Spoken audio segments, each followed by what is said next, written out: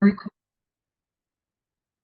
everyone. It is day 24 of the Holistic Fast. Today, we're going to talk about the energy of Kundalini in relation to the work I'm doing. So first in my post today, I included a brief writing from Harish Johari, the late Harish Johari. I'm sure some people watching this will know who I'm talking about. He was a prolific writer on all things yogic, but he expanded as well. Like he wasn't in a box. I really appreciated that about him. He was a free thinker, and he wrote very beautiful books. And yeah, he's a wonderful author, and was a wonderful presence here on the planet. So he's written a lot about Kundalini, and I want to talk a little bit about it today in terms of what I'm talking about when I use that word. So I break it down in the post, and it's basically two separate ideas, or two separate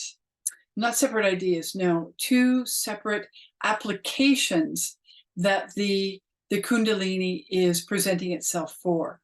And so one is when we're doing body electronics, or that inner work of consciousness change, and we start to feel some heat, we start to get some fire. If we're holding points, or somebody's holding points on us, and we really get that fire in the point, or it can pop up somewhere else in the body too. It doesn't have to always begin in the point, but it often does. So when we get that fire, we intensify that fire. We really, we're so grateful for it, because that's what we've been working toward, to get that fire in the body really activated. And that fire is, I like to call it the internal healer. It's like this, we don't have to do anything to create it, or it's there. It's there for us when we access and when we release certain resistances. That fire will present itself, and it will burn away anything there, physically, emotionally, mentally, spiritually, that is, that we have transmuted. So it will literally work with us in that process. And just, it really just, I've had so many experiences personally. I've witnessed so many more, and I've heard so many beautiful recollections of point holding, where things happened in the physical body, the changes that were made in the actual physical body, where like scars completely disappeared, like from one part of a session to another. In one session, scars completely disappear. Eyesight's restored, spines are straightened. I mean, it goes on and on and on. It's the actual result of regeneration.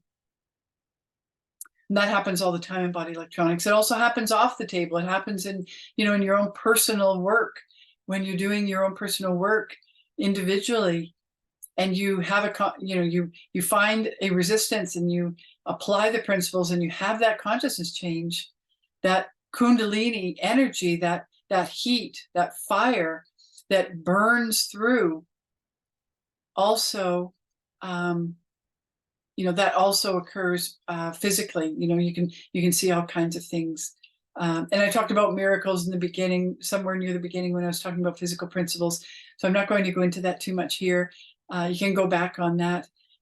Basically, though, I don't use that word in that common sense of its use, because I feel like we've relegated that word to something that hardly ever happens. And that the act of changing consciousness, and that act of releasing resistance, can be a daily event. It doesn't have to be something that is miraculous. It can be actually quite a normality. Is that a word? It can happen in a very normal way, in very normal life. Okay. Okay, so let's get back to Kundalini.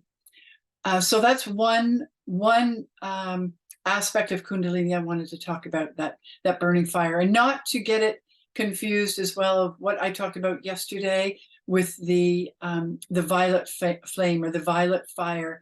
That is that violet flame within us that is there to transmute emotional energy, or sorry, mental energy, when we're working with dualities in the mental body. So it's also different from that. So the Kundalini is the heat in body electronics. It's the heat that comes and burns away anything that is no longer required. You know, that it's a resistance that's being released, and that energy is burning away. Okay, you get it. So, but there's also another form of Kundalini, the Kundalini that we talk about in yogic practice, or in practice of higher consciousness, where people have, they just have experiences. I've had Kundalini experiences where that energy starts to go up the spine, and we feel it like that. And yogic tradition can teach us things about that. They can teach us about the spinal columns. In yoga, we call it the Ida Pingala, which is the two columns that interact as they're going up. And they're very much associated in the holistic work, because they're in relation to the emotional body. So as Kundalini can't rise unless our emotional body allows that Kundalini to rise.